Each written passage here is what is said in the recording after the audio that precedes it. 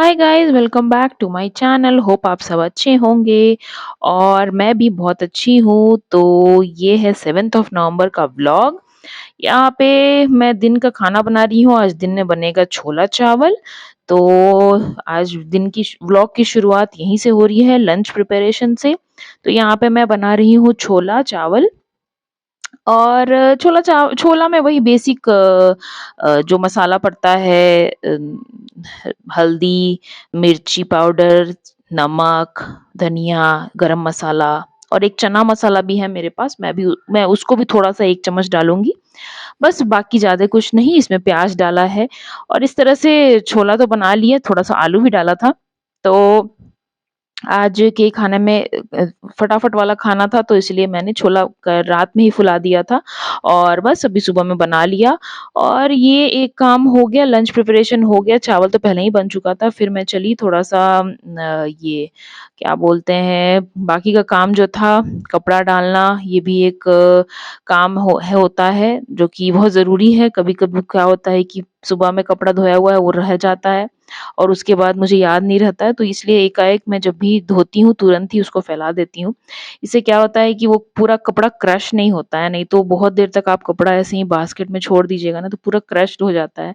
तो भले ही ये घर का कपड़ा है, लेकिन बहुत क्रश्ड कपड़ा पहनने में अच्छा नहीं लगता है, तो इसलिए मैं कोशिश करती हूँ कि तुरंत जैसे ही लॉन्ड्री खत्म हुआ और उसके बाद तुरंत ही उसको फैला दूँ। क्योंकि स्मेल भी आने लगता है ना, बहुत देर तक कपड़ा ऐसे ही रहेगा तो स्मेल भी आने लगता है। तो बस उसके बाद ये है शाम का टाइम, शाम का चाय बन रहा है। शाम के चाय बनने के साथ-साथ कुछ स्नैक्स जो भी था, मिक्सचर, बिस्किट, ये सब हम खाएँगे। तो ये शाम का टाइम है। तो शाम के टाइम में जनरली ऐसे ही हमारा बीतता है, थोड़ा-सा हम लोग साथ में बैठ के चाय पीते हैं।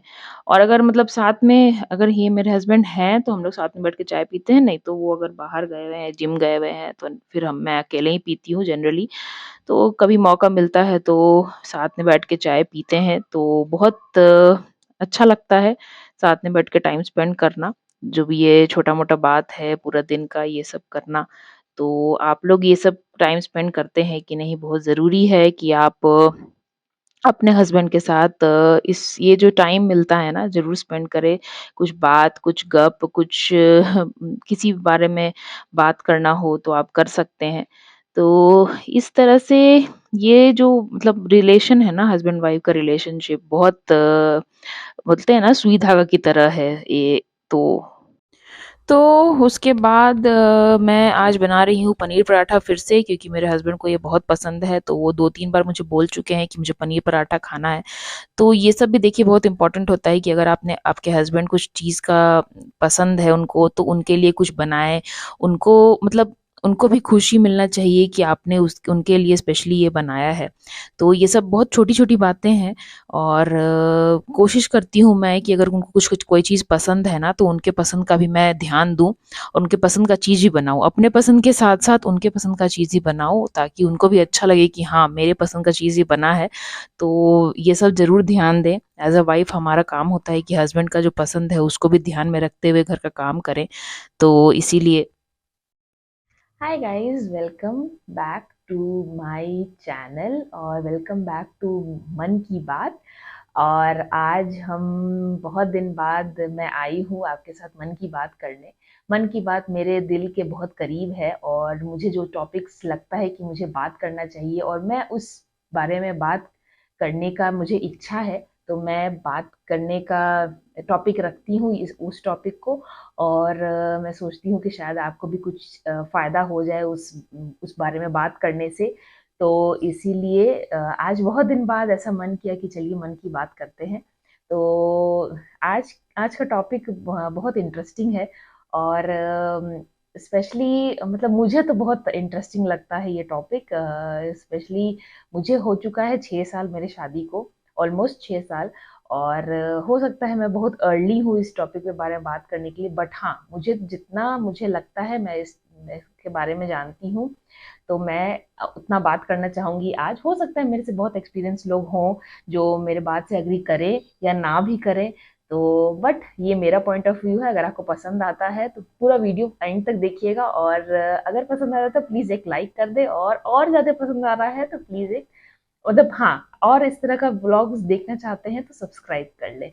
तो चलिए गाइस, आज का टॉपिक के बारे में स्टार्ट करते हैं। आज का टॉपिक के बारे में जैसे कि मैंने आपको बताया शादी, तो आज बात करेंगे हस्बैंड वाइफ का रिलेशनशिप कैसा होता है, कैसा होना चाहिए, एक वाइफ को किस तरह से अपने घर को अच्छे से संभालना चाहिए, और एक मतलब हस्बैंड वाइफ का जो रिलेशनशिप होता है ना, उसको कितना अच्छा आप कर सकते हैं। तो उसी बारे में आज बात करेंगे। तो चलिए देर नहीं करते हैं, स्टार्ट करते हैं बात करना। तो जैसा कि मैंने बोला कि आज टॉपिक है कि हस्बैंड वाइफ का कैसे आप एक अच्छी वाइफ बन सकते हैं। एक अच्छी वाइफ का क्या मतलब मीनिंग है कि जो सुंदर दिखती हो या बहुत खूबसूरत हो।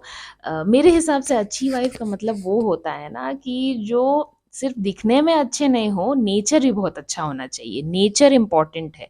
अगर आप बहुत सुंदर दिख रहे हैं बट आप इतना गंदा बात कर रहे हैं कि सामने वाले आपसे मतलब आपसे रुष्ट हो, मतलब उनको बुरा लग रहा है आपके बातों से, तो फिर वो क्या काम का, किसी काम का नहीं है मेरे हिसाब से। तो आजकल सुंदरता नहीं देखें, नेचर देखना ज़रूरी है कि आप जिससे शादी करने जा रहे हैं, या लड़का या लड़की दोनों का ही नेचर कैसा है वो इम्पोर्टेंट है कि आपको मतलब केयरिंग है कि नहीं, आपको अच्छे से रखेंगे, या आप कैसे मतलब किस तरह से आप दोनों एक साथ रहेंगे, तो कैसा सिचुएशन में आप हो सकता है कि आपको आपके बुरे टाइम में साथ देने का, या आप तकलीफ में हैं तो आपको केयर करना आपका, तो ये सब चीज़ इम्पोर्टेंट है। खूबसूरती इम्पोर्टेंट नहीं है, खूबसूरत मन से होना चाहिए, तन से नहीं। तो मतलब पहला है कि आप मतलब समझदार बने, कि अगर आपको पूरा घर आपको सँभालना है तो आप समझदार बने। मतलब बोलते हैं ना डिलिजेंट, दिमाग से काम लें अपने, मतलब दिमाग से मतलब कि समझदार बने, मतलब कि मैच्योर बिहेव करें। मतलब ऐसा ना है कि बचकाना हरकत करें, मतलब हर छोटी-छोटी बात पे रूठ जाएँ, या हर छोटी-छोटी बात पे मतलब गुस्सा हो जाएँ। तो मतलब बेसिकली है ना कि आप खुश रहिए।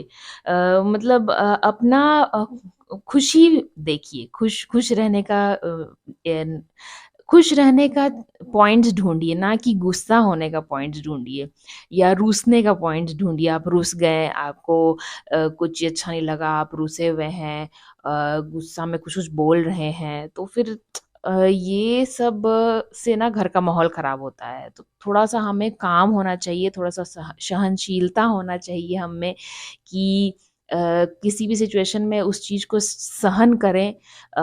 हाँ, बहुत सारा चीज़ इस पे मैं बोलूँगी कि बहुत सारा चीज़ अलग है, कोई-कोई चीज़ टॉपिक्स में इस पे मैं नहीं कवर कर रही हूँ। सहनशीलता वहीं तक जहाँ पे आपका रिस्पेक्ट हो, उसके आगे अगर वैसा कुछ हो रहा है आपके साथ, तो फिर आपको उस चीज़ पे आवाज़ उठाना उठाना चाहिए। और चलिए उस बात को हटाते हैं। हाँ, हमें ज़िम्मेदार बनना है कि हमारा घर का पूरा रिस्पॉन्सिबिलिटी हमारे ऊपर है, तो हम किस तरह से पूरा अपना ज़िम्मेदारी को निभा रहे हैं। और जैसे मैं कभी-कभी मैं भी बहुत लोगों से मिल चुकी हूँ, बहुत सारा मुझे भी एक्सपीरियंस है। तो मैं देखती हूँ कि हर चीज़ में जवाब देना, हर चीज़ में ताना कसना, हर चीज़ में उल्टा जवाब देना, तो इससे घर का माहौल ख़राब होता है। तो ज़रूरी नहीं है कि आप हर चीज़ का उल्टा जवाब दें ही। कभी-कभी मज़ाक में चलता है, बट हर समय ही ताना देना, हर समय टाँग खींचना, ये सब गलत बात है। तो नहीं करना चाहिए, ताकि अगर आपको खुशी खुश जीवन बिताना है, हैप्पी मैरिड लाइफ़ बिताना है, तो ये सब ना करें और समझदार बनें, ताकि आपका घर स्वर्ग बने, नर्क नहीं। हमेशा झगड़ा ना करें। हमेशा प्रायोरिटी, अपना प्रायोरिटी को समझें, क्या प्रायोरिटी है आपका। घर, परिवार, बच्चे अगर हैं तो बच्चे, परिवार, हस्बैंड, सबको देखते हुए लेके चलना है। तो ये इम्पोर्टेंट है। सबसे ज़रूरी है कि आप समझदार बनें, इससे ही पूरा घर आपका अच्छा चलेगा। मतलब फिर क्या है कि आप मतलब जैसे आपके इन-लॉज़ हैं, उनसे अच्छे से बात करिए। कोई ऐसा बात ना करे जो उनको प्रॉब्लम हो, जिनसे उनको दुख पहुँचे, या कुछ ऐसा बोल देना या ऐसा कर देना, तो मतलब ये भी ठीक नहीं है। वो भी आपके माँ-बाप के एज के हैं, तो हो सके तो मतलब इन बातों को ध्यान रख के कुछ बात बोलें, ताकि उनको बुरा ना लगे। सिचुएशंस डिपेंड करता है आप किस सिचुएशन में हैं। यहाँ पे मैं यही बोलना चाहूँगी कि आप किस सिचुएशन में हैं, उस हिसाब से आपको काम करना है। फिर भी जैसे भी सिचुएशन में है, कोशिश करें कि देखिए, सबका थिंकिंग अलग होता है। आपका थिंकिंग हो सकता है मैच ना करे अपने सासू माँ से, या उनका थिंकिंग मेरे से ना मैच करे। सबका अपना-अपना थिंकिंग होता है। तो बीच बचाव, बीच वाला रास्ता अपना के वो काम करें, ताकि वो उनको भी बुरा ना लगे और हमारा भी काम हो जाए और उनका भी काम हो जाए, और बीच का रास्ता अपना के सभी खुश रहें। तो ये बहुत ज़रूरी है। तो जितना हो सके उतना, मतलब बोलते हैं ना कि कड़ा बोलने से ना मन को बहुत दुःख पहुँचता है, तो कड़ा ना बोलें, हिसाब से बोलें, ताकि सामने वाले को बुरा ना लगे कोई चीज़ का। तो ये बहुत छोटी-छोटी बातें हैं, लेकिन मान लीजिए आपने ऐसा कुछ बोल दिया, तो उसके बाद आपको अंदर ही अंदर आत्मग्लानि होती रहती है कि मैंने ऐसा बोल दिया। मेरे साथ तो होता है, अगर मैंने गलती से किसी को कुछ बोल दिया है, तो मुझे पूरा दिन मैं यही सोचती रहूँगी कि मैंने ऐसा क्यों बोला? मुझे अंदर से अंदर तकलीफ़ होने लगता है। तो ये मेरा नेचर है, तो मैं इसलिए ज़्यादा कोशिश करती हूँ कि ना बोलूँ, क्योंकि मुझे ही परेशानी हो जाती है। तो ये बहुत इम्पोर्टेंट है ये भी बात कि आप मतलब आपका जो संस्कार है, जो आपको सिखाया गया है ना, उस हिसाब से आप सॉफ्ट बोलिए, मतलब अच्छा बोलिए। या तो अगर नहीं ऐसा है, आपको नहीं लगता है कि शायद हो सकता है कि आप बोल सकते हैं, तो आप वहाँ से हट जाइए। वो भी एक अच्छा तरीका है। तो हाँ, फिर क्या एक और बहुत अच्छा बात है कि मतलब आप ना एजुकेशन पे ध्यान देना चाहिए। अगर आप एजुकेटेड हैं, अगर आप अपना कुछ ऐसा सिचुएशन आ जाए कि आपके घर में कुछ फाइनेंशियल प्रॉब्लम आ गया है, तो आप अपने ऊपर पैर पे खड़े होके उस चीज़ पे हेल्प कर सकती हैं अपने हस्बैंड का। तो ये भी बहुत ज़रूरी है कि कुछ ना कुछ स्किल्स आप डेवलप करते रहिए अपने अपने ऊपर।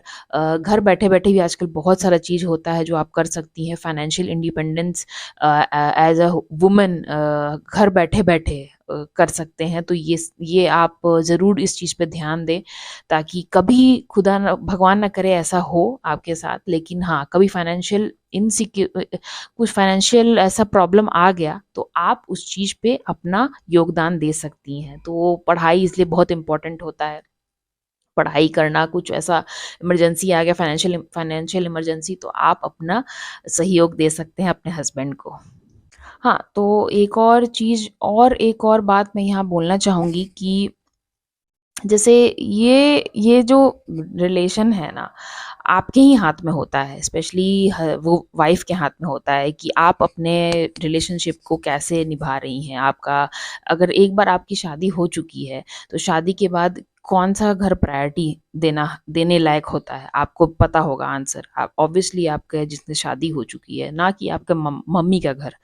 तो मतलब प्रायोरिटी सेट करिए। ऐसा नहीं है कि आप हर समय, अगर आप मम्मी के घर ही पहुंच जा रही हैं शादी के बाद भी, कुछ भी है, हर समय हर महीने कुछ ना कुछ ओकेजन है, तो आप अपने मम्मी के घर चले जा रहे हैं। आपके हस्बैंड कैसे खा रहे हैं, क्या कर रहे हैं, क्या नहीं कर रहे हैं, तो वो सब चीज़ इम्पोर्टेंट हो जाता है। एक बार शादी हुई है तो आपको अपने हस्बैंड के ऊपर ध्यान देना है, ना कि अपने मम्मी के ऊपर, मम्मी के घर वाले लोगों के।